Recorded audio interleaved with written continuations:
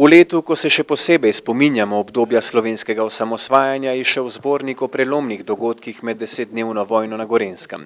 Na 400 straneh dokumentiranega tiska iz obdobja med letoma 1990–1991 si lahko preberete vse o osamosvojitvenem procesu in takratni teritorialni obrambi. Spominjam se, da je pravzaprav bila to naloga kar dveh pokrajinskih odborov, 2 mandata. Prvi, ki je idejo prevzel in začel s tem, da se sploh zorganiziramo in kako se pripravimo na vse skupaj. In seveda drugi, ki je bil odločilen, to je pod vodstvom, lahko rečem, Zvoneta Reška, ki je pravzaprav to idejo tudi realiziral. Izjemno težka naloga je to za nas, ki smo bili neposredno prisotni.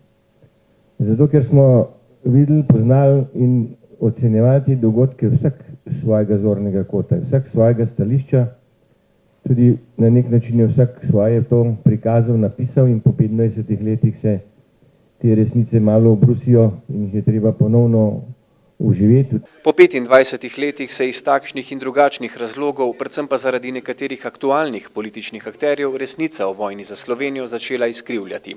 To je bil glavni povod za izid zbornika, napisanega tudi za prihodnje rodove. To je bilo v resnici dokaj težko, ker smo vsi na nek način čustveni, vsi smo na nek način bili zraven, vsi smo na nek način bili najbolj aktivni takrat, ko smo to gradili. No in ko se pa to opisuje, je pa seveda to še toliko težje, da se to uravnovesi.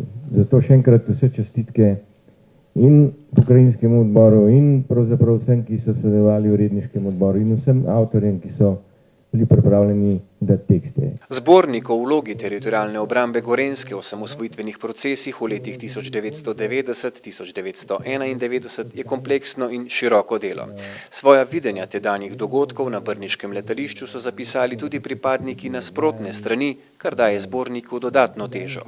Potem so teksti noter tudi natančni, kako so bile sestave enot in kako so bile te enote tudi oborožene.